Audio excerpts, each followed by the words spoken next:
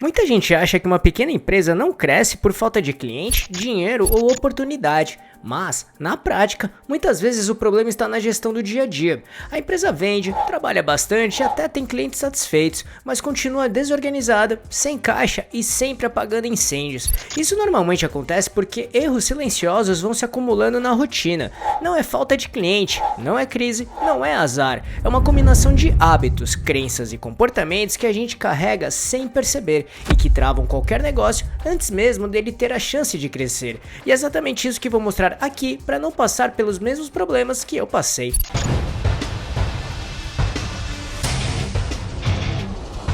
Você quer receber dicas e informações para montar seu negócio próprio? Então se inscreva nesse canal e fique por dentro de tudo que você precisa saber para abrir sua própria empresa. Por que tantas empresas travam e param de crescer?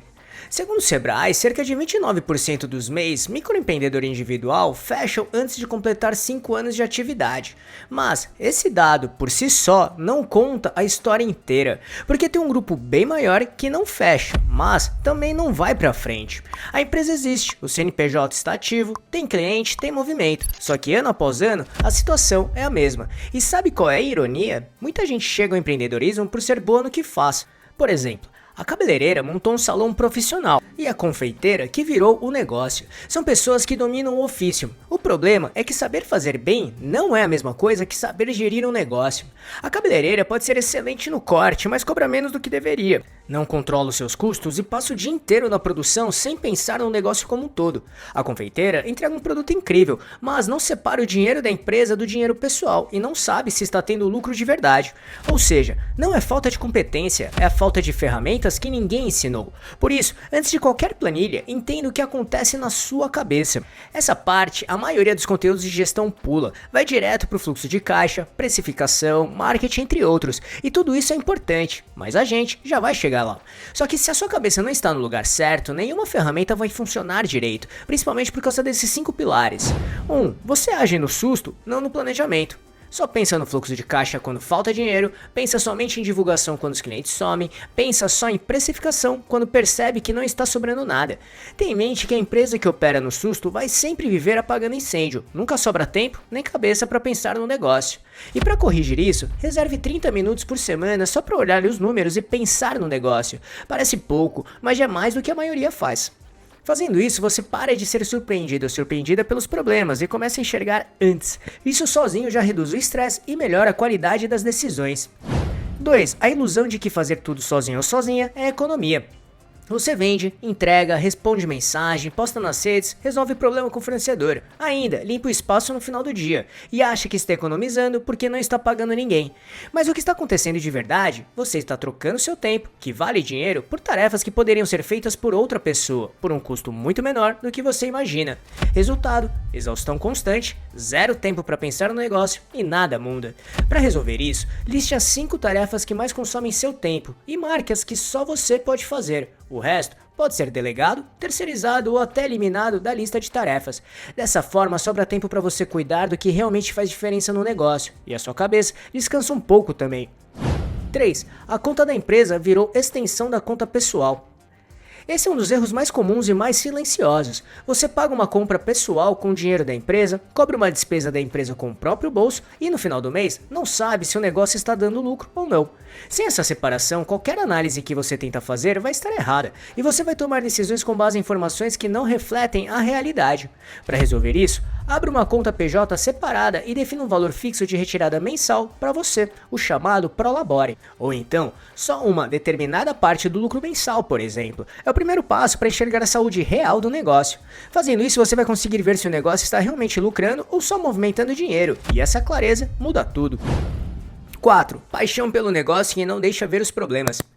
Gostar do que faz é ótimo, mas quando a paixão vira um bloqueio, quando você não consegue ouvir crítica, quando acha que o produto é incrível mesmo com poucas vendas, quando não questiona seus próprios processos, isso começa a prejudicar. Já vi negócio quebrar porque a dona ou o dono nunca perguntou ao cliente o que poderia melhorar. Achavam que sabia de tudo, só que ouvir feedback, sugestões e reclamações dos clientes é fundamental para entender onde pode e precisa melhorar. Para resolver isso, pergunte para 3 ou 5 clientes, de preferência clientes que compraram e não voltaram, o que poderia ser diferente. Ouça tudo, sem tentar se defender, mas sim entender o que aconteceu de fato para eles não voltarem mais. Com isso, você vai descobrir problemas que nunca imaginava que existiam e oportunidades de melhoria que podem mudar o nível de negócio rapidamente. 5. Fugir dos números porque não sou boa ou bom com matemática. Essa frase é uma armadilha. Você não precisa ser contador ou contadora para tocar um pequeno negócio, mas precisa entender o básico. Quanto entra e quanto sai de dinheiro, qual a margem real, se está sobrando ou faltando no final do mês. Empreendedores que não olham para os números não tomam decisões, eles reagem. E reagir é sempre mais caro do que planejar. Para começar a resolver essa questão, monte e trabalhe um fluxo de caixa, mesmo que seja simples. Anote tudo que entra e tudo que sai por 30 dias. Só isso vai mudar sua percepção e você vai encontrando maneiras de aprimorar ao longo do tempo. Dessa maneira, você começa a entender onde o dinheiro está indo, e isso quase sempre revela gastos que nem sabia que tinha e espaço para melhorar a margem. Esses são os pontos que mais impactam o dia a dia de quem tem uma pequena empresa. Não são novidades, mas a diferença está em como você coloca em prática. E aqui são 7 pontos que farão o seu negócio caminhar para a direção realmente planejada. 1. Clareza sobre o que você realmente vende. Muita empresa pequena vende um pouco de tudo e acaba sendo boa em nada. Ou seja, tenta atender todo mundo, só que acaba não tendo especialidade nenhuma. Definir com clareza o que você entrega e para quem entrega facilita a precificação, a comunicação e o processo de venda inteiro. Dessa maneira, te pergunto, se você precisasse cortar metade do que oferece hoje, o que ficaria? A resposta provavelmente é o seu produto ou serviço mais forte. Então, escreve aqui nos comentários para entender o que acontece com o seu negócio. 2. Processos simples, mas que existam.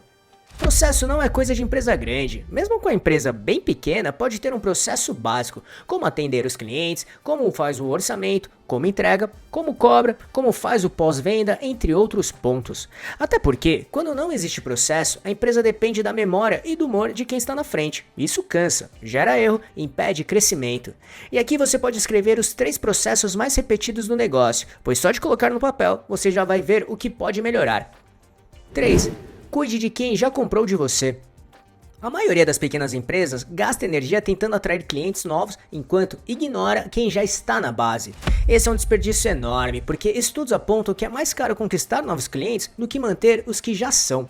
Cliente que já comprou de você já te conhece, já confia, já passou pela barreira mais difícil. É muito mais fácil e mais barato vender para essa pessoa de novo do que conquistar alguém novo. E para ajudar nisso, liste as 10 pessoas que mais compraram de você no último ano e entre em contato com cada uma. Não para vender, mas só para perguntar como estão e se precisam de alguma coisa. Isso farão se sentir importantes e valorizados pela sua marca, o que aumenta significativamente as chances deles comprarem novamente de você e da sua empresa. 4. Consistência antes do crescimento. Muita empresa pequena quer crescer antes de ter o básico funcionando bem, e até conseguem crescer, mas junto crescem os problemas também, de forma multiplicada até. E sabe o que acontece quando você entrega bem de forma consistente? As pessoas comentam, falam para os amigos, para os familiares e que estão procurando exatamente o que você oferece. Isso é o boca a boca, é a forma mais poderosa de divulgação que existe para uma pequena empresa, porque vem de alguém de confiança, não de um anúncio.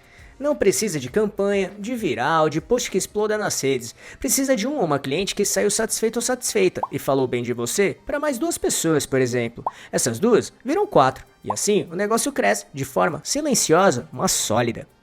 5. Trabalhar no negócio, não só dentro dele.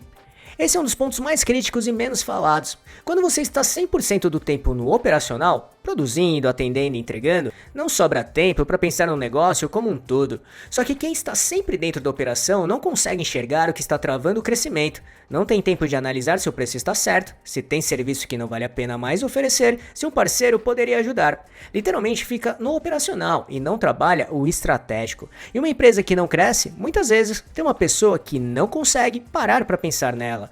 Dessa maneira, reserve um bloco de tempo por semana, pode ser 1 hora, para pensar no negócio. Olhar os números, revisar o que está funcionando, planejar o próximo mês e trate isso como uma tarefa que não pode ser cancelada. E se chegou até aqui, deixe seu like nesse vídeo que vai ajudar muito este canal e o nosso trabalho. 6. Tenha pelo menos um número para tomar decisão. Quantas vendas fez no mês? Qual o valor médio de cada venda? Quantos clientes novos vieram por indicação? E quantos voltaram para comprar de novo? Enfim, Sem o número de referência, você toma decisões no achismo, e no achismo, às vezes até acerta, mas não sabe por quê. Aí fica impossível repetir.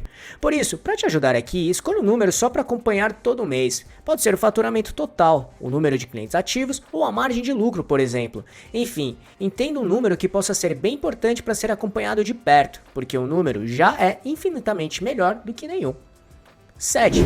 Aprender sempre, mas de forma prática. Não estamos falando de curso caro ou MBA, estamos falando de 20 minutos por dia para aprender algo relacionado ao seu negócio. Seja escutar um podcast, ler um artigo no caminho do trabalho ou de casa, uma conversa com outra pessoa que entende bem de um determinado assunto. Enfim, uma pessoa que para de aprender fica para trás, e não é porque é menos capaz, mas porque o mundo ao redor mudou e ela não percebeu. Então, para resolver isso, escolha um tema do negócio que você sabe que é o ponto fraco. Pode ser precificação, divulgação, atendimento, e dedique as próximas semanas para aprender sobre isso. E com tudo que mostrei aqui, entenda que fazer uma pequena empresa dar certo não é sobre ter mais dinheiro ou mais sorte, é sobre tomar decisões melhores com o que você já tem. Isso começa na sua mentalidade, bem antes de qualquer planilha ou estratégia. Mas tem uma coisa que eu percebi depois de organizar tudo isso. Mesmo com a empresa arrumada, tem negócios que continuam travados, simplesmente não crescem. E o motivo é simples de entender, mas difícil de enxergar quando você está dentro. Se o que a sua empresa oferece é igual ao que todo mundo ao redor oferece, não tem organização que resolva isso. As pessoas não têm um motivo real para escolher você. Esse é o próximo problema que eu mostro e explico como resolver neste vídeo aqui. Para assisti-lo, é só clicar neste botão aqui em cima ou no link que deixei na descrição. Esperamos que tenha gostado, e se gostou desse vídeo, deixe seu like e compartilhe esse vídeo para ajudar muito este canal. Obrigado e até a próxima!